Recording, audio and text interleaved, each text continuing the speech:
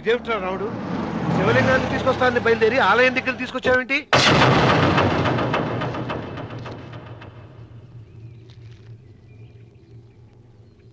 ఎలారా ఈ ఆలయాన్ని పడగొట్టాలి? ఎప్పుడురా సంబశివరాపురం నా సొంతం అవుతుంది?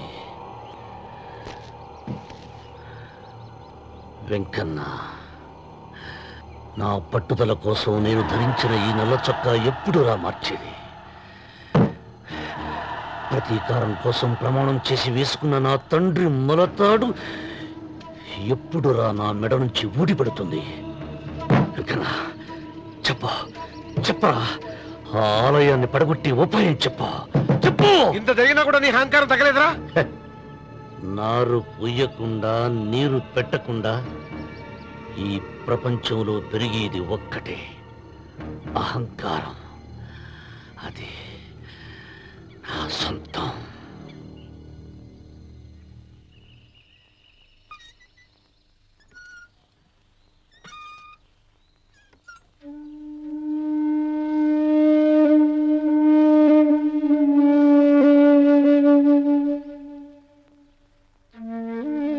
పిల్లలు వెళ్ళిపోయారు, కోడళ్ళు వెళ్ళిపోయారు. వచ్చే రాఖీ పండుగ నాటికి ఇది కట్టడానికి నేను కూడా ఉండకుండా వెళ్ళిపోతానేమో. చచ్చా, అవే మాటలమ్మా. నువ్వు నిండు 100 ఏళ్ళు బతకాలమ్మా. 15 రోజులు కూడా పిల్లలు లేకుండా బతకలేకపోతున్నదని 100 ఏళ్ళు ఎలా బ్రతకలన్నయ్య?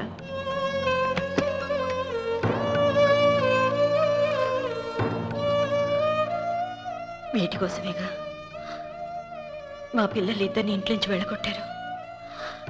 నేను చనిపోయాక మా ఇద్దరు కోడలికి సమానంగా పంచిపెట్టమని చెప్పు. ఇప్పుడు ఎందుకమ్మా అదంతా? అసలే నీ ఆరోగ్యం బాగలేదు.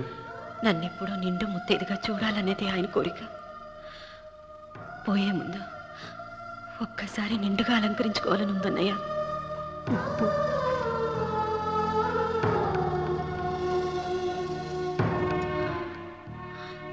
ఈ అన్నయ్య లేకపోతే నా ఈ కోరిక తీరేది కాదు. నీ చేతులతో అలంకరించన్నయ్య.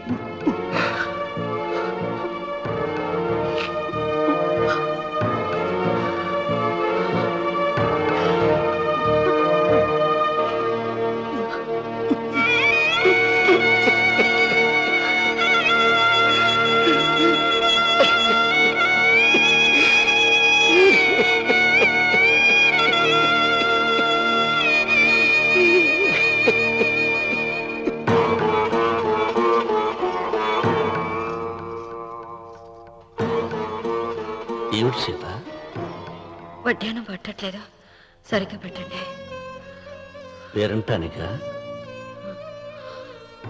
భర్త ముందు అలంకరించుకుని కూర్చోవడం కంటే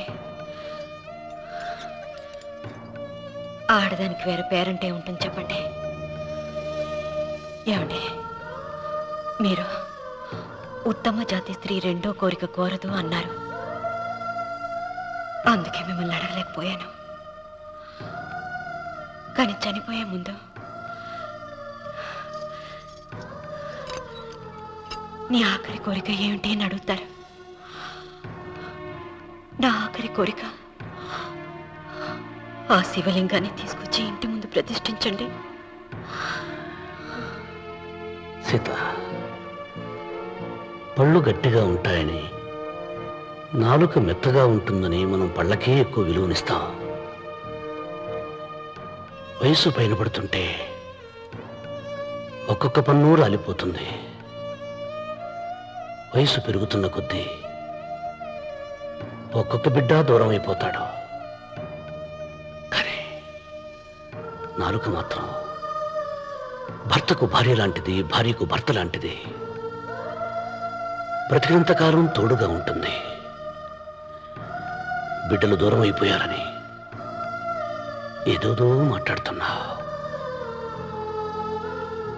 సీత, నా మీద కోపం వచ్చిందా?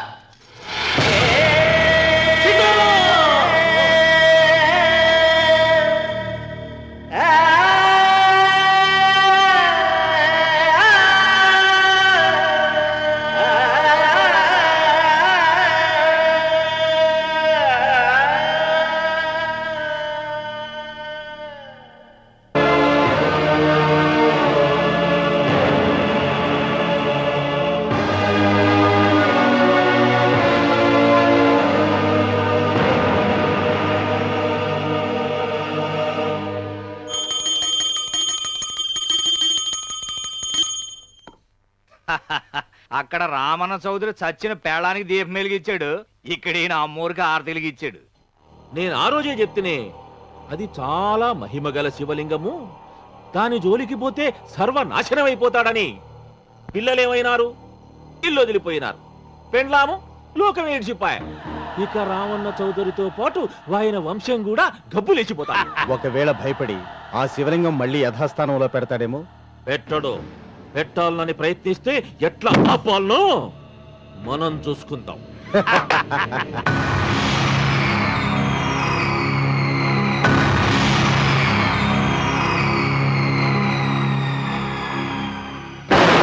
ఆలయాన్ని పడగొట్టించి ఆలయమే లేదు కాబట్టి ఇక పొలం ఎందుకని ప్రశ్నించి అప్పుడు నా స్వాధీనం చేసుకుంటాను.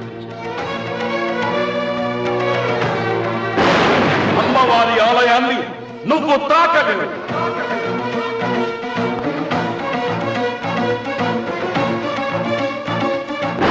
ఆ ఆలయాన్ని పడగొట్టక్కర్లేదండి.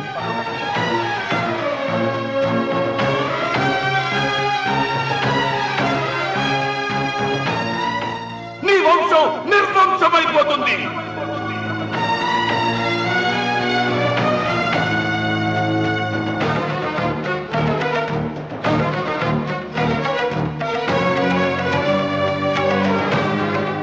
ఆ శివలింగాన్ని తీసుకొచ్చి ఇంటి ముందు ప్రతిష్ఠించండి.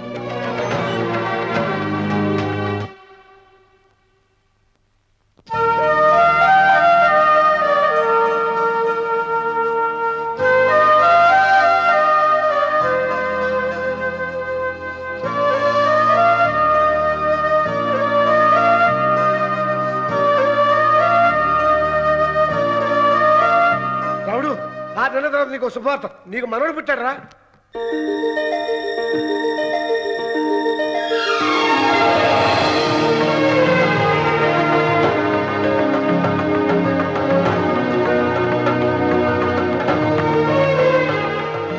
మావయ్య,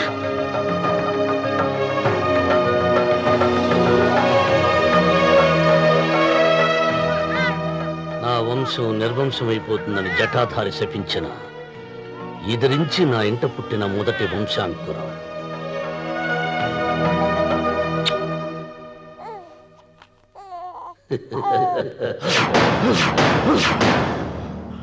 నవ్వుతున్నాడు. ఆ రమణ నవ్వుతున్నాడు. మళ్ళీ నవ్వుతున్నాడు. వాడు నవ్వుతున్నాడు. వారసుడు పుట్టాడని హాయిగా నవ్వుతున్నాడు. వాడి ముఖంలో ఆనందం కనిపిస్తే నీ జీవితంలో నిప్పులు పోసుకున్నట్టే తెలుసా? నా అనుమానం, మూడో వాట కింద తను ఉంచుకున్న ఆస్తి, అంతస్తు, నగలు అన్ని అన్ని అన్ని ఆ బిడ్డకి రాసిస్తాడు తెలుసా? మొన్న డాక్టర్ పరీక్షించి ఏం చెప్పింది నీకు? పిల్లలు పుట్టే అవకాశం చాలా తక్కువగా ఉంది అని చెప్పలేదు? చెప్పు.